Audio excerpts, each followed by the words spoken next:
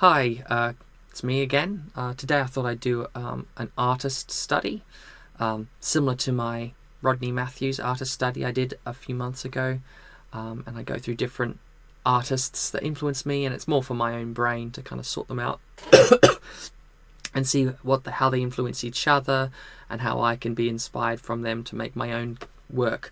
Because obviously you can see here I'm doing my own little short films. This little short film here is coming out hopefully over the next few months. It's about a giant space lice and space fleas attacking the world. So we shall see that. Giant insects attacking the world, which has been done before, and in fact sort of is the subject of this book here. So you can see the influence. Today I'm talking about Doug TenNapel. He's an American mainly comic book author, but he's worked in video games and I think a little bit on film. I think he worked on a Nickelodeon show. I think he's Gen X, my mum's generation, and he worked. I think his most well-known stuff was throughout the 90s. I think he created Earthworm Jim. He's a known American character. I'm Australian and part English, so Earthworm Jim really wasn't on my radar, but it's well known in America. But what I am most interested about his work is that, first of all, his art style is very much kind of up my alley, even though I was not aware of him as an author till I was in my late 20s in university in Staffordshire, but I'm really dig the art style is kind of really not far off my own, what I would do if I was doing comic books. So that's one thing. But also, obviously, he implements his Christianity into his science fiction ideas, which I find really fun. Especially, I think C.S. Lewis probably does it the best in his work. Obviously, in Narnia is really amazing what he does with Narnia, in kind of using the old pagan gods and these sort of pagan ideas and figures, but kind of putting them into a Christian context is really interesting. But obviously I'm visual, all the way visual. I can do a bit of writing, but I'm mainly a visual guy. So obviously Doug relates to me. He's did a lot of work in the 90s, and obviously I grew up with a number of Nickelodeon shows. I don't think I saw his, but I saw Cat Dog and that sort of thing. I think there was this one about these monsters that lived in a garbage heap or something. A Nickelodeon show had that kind of Rugratsy style. But this was, I think, his first comic book he did in the 90s, Gear, which has since been coloured. Originally, I think it was black and white, and I think I may have preferred this particular one in black and white. There's a nicer graphic style about these cats. It's quite eclectic in that he'll take sort of random elements, often animals, cats or dogs, and have them in these science fiction kind of Tolkienian battles, adventures. He uses film noir, obviously hodgepodge of different things. Film noir was so 90s. I just feel like there's so many 90s kind of Tarantino film noir stuff. So he's taken a lot from his time in history. This also feels like somewhat Neon Genesis anime influenced. Obviously they have these cats fighting this war against these insects and these dogs, and there's this super mega weapon like a atomic bomb type weapon, and I think there's also implementation of these giant robots that they can wear, these characters can wear, get inside and control to fight each other. So sort of epic kind of battles with cats and stuff. It's very sort of Californian kind of eclectic, and not just California, to be fair. UK has like places like Bristol or Brighton, where you'd have artists who do sort of more graffiti and kind of somewhat more eclectic art, and that's one of the things I don't like about him as much as other authors like C.S. Lewis. There's a method to his seeming madness in the Narnia series. It's really thought out. Tolkien's obviously almost over the top to the point where it loses the strength of the faith elements. You do lose a bit in Lord of the Rings, I think, whereas Lewis, you get a lot more of the faith elements, and what I like about Doug's stuff, you get a lot more faith elements which you miss out on, I think, with Tolkien. Gus'Corner is another great book. Obviously this little boy who goes, I think he's got cancer or something, and he accidentally goes to the afterlife. He's not properly dead, but he goes to the afterlife, and he has these various adventures, and he has to be saved by this kind of noir detective type guy who, let's see where I can find him. This guy here, who has to go. His job is almost like a Ghostbuster. His job is to find ghosts like this one here, and send him that are clinging to our world, and send them on. And this boy accidentally gets sent off by his fault. I haven't read this one in a while, so he has to go and save this boy, and adventures ensue. And obviously gorgeous little artwork here, and colours are quite nice by Catherine. I forget her name. Catherine Garner. So she's I think she's British. She does various little live streams and stuff. And I followed Doug a lot on it. He did a lot of live streams back in the day, so it was interesting to hear his very strong knowledge of America, and being a conservative Christian type in America, and his experiences in his artwork and how his art influences his stuff, which is always interesting to hear, and I can obviously relate to a lot of the things he goes through there. Great artwork. What's interesting with Doug's stuff is that he often has very similar stories, and it can be frustrating for me in that when in my work I always try and have different stories. Like I did a story about toilets that want to escape being stuck in a cubicle, and they go on and try and go on an adventure. And obviously I did St. George and the Dragon film. I did various other, the Troll of London Bridge, this funny little eclectic figure that's kind of more TenNapel-like character, although it's very influenced by Rodney Matthews, I'd say, as well. So yeah, you can see this is Earthboy Jacobus. It's about a boy that goes on, a boy who's not from our world, whose world's been destroyed, and he's escaping his world. He's like an alien, but he's humanoid essentially, and he crash lands on Earth. It's very American stuff, which is kind of again a bit frustrating, a little annoying as someone who's not American. It's a bit. Yeah, when you're English or Australian, you're like, here we go, the American banging of the drum, But there's a lot of great elements in this book. I think it's one of Doug's favourites.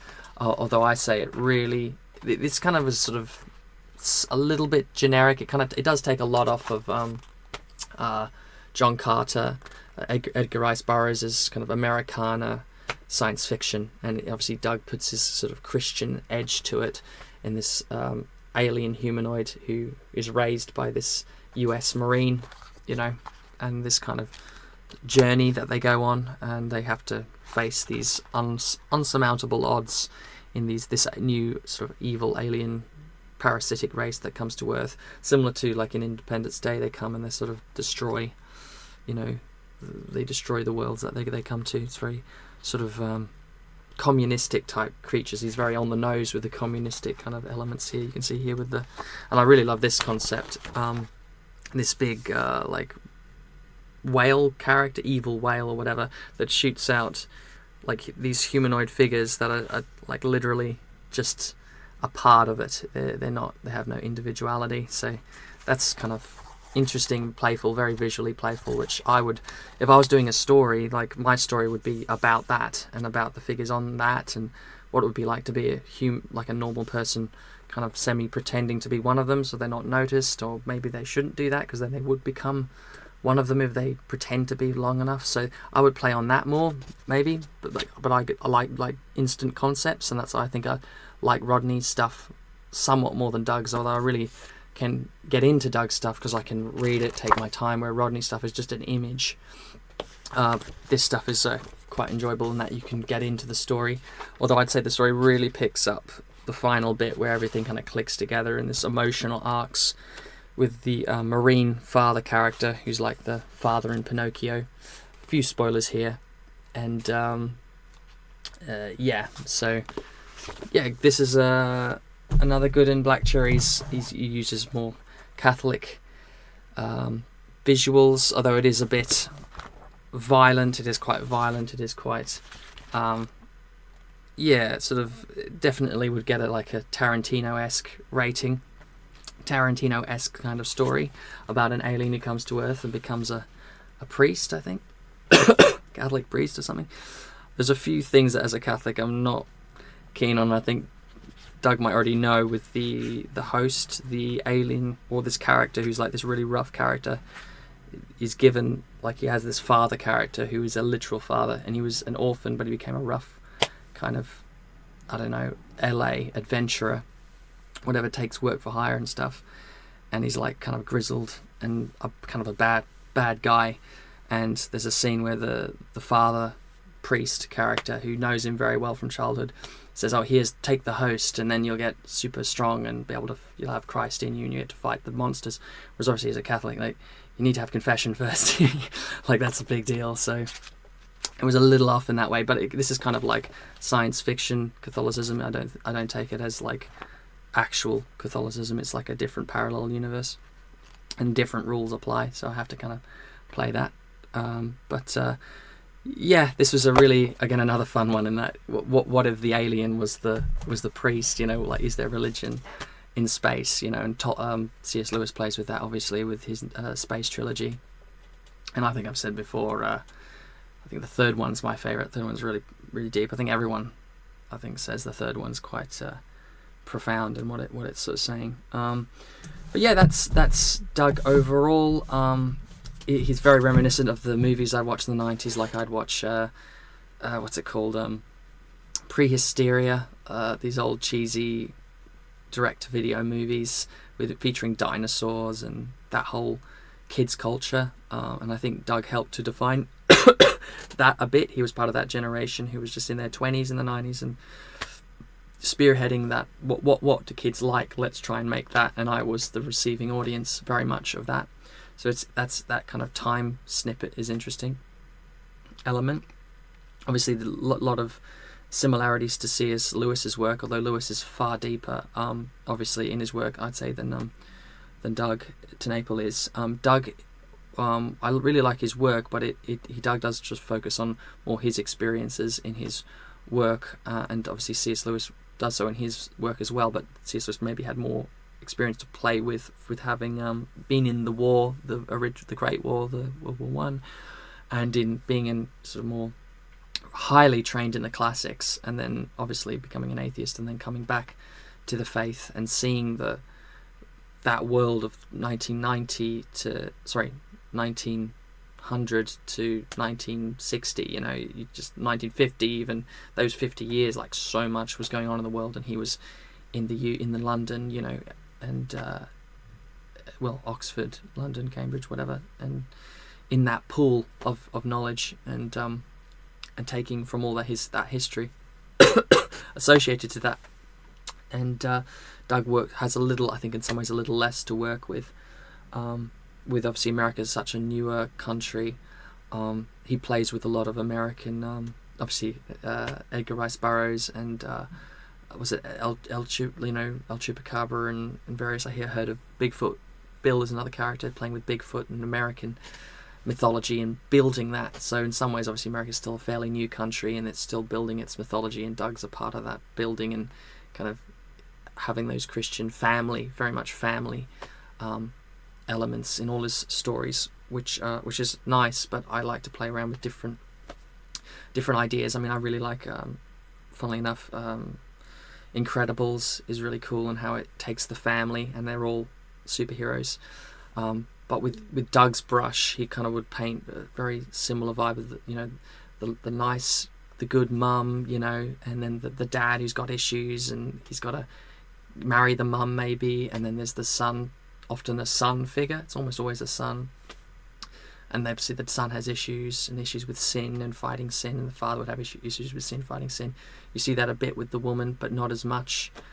In some ways, interestingly, it's quite marrying in some ways. The women are quite, I think someone said that, quite, they're not as, you don't see the woman's sin as much. It is though there. You can see, obviously in Black Cherry is one where you do see women with sin and stuff. So C.S. Lewis is really good with that as well. Women, the issues women have, I think, in that he's had a lot of women, I think, in his life who were quite influential on him. So yeah, that's Doug TenNapel. That being said, really love going through Doug's stuff at the moment, and he's really a great mind and a great great businessman, amazing businessman, and he reminds me a lot of my mum and dad. You know, when he talks, he's very much of their language. He's very creative. My parents are very creative. My dad was an architect, joined the circus. My mum, obviously, is involved in that as well. So, that's Doug TenNapel. Moving on from here, I might do a talk on. Obviously, I've talked a bit on C.S. Lewis. It's hard to expand on C.S. Lewis. There's so much that's already been said. Obviously, Planet Narnia is a phenomenal book. If you want to delve into more C.S. Lewis's background, especially with obviously the Narnia books and the space and the 7 holy bodies in the sky. Well, is it 7? I think it's 7. And I might do Kurosawa next as well, although work's not really Christian. But yeah, that's Doug TenNapel. Hope you got a bit from that, enjoyed that, and obviously Doug's stuff is influencing me kind of right now, because I've just finished Earthboy Jacobus, and I'm now currently doing a film about, again, giant space lice attacking and fleas attacking London. Actually, it's going to be called Flea London, so it's like Flea London, and then they're fleeing London because there's fleas in London, and they're all attacking because obviously fleas and lice like hair. They're like dog hair.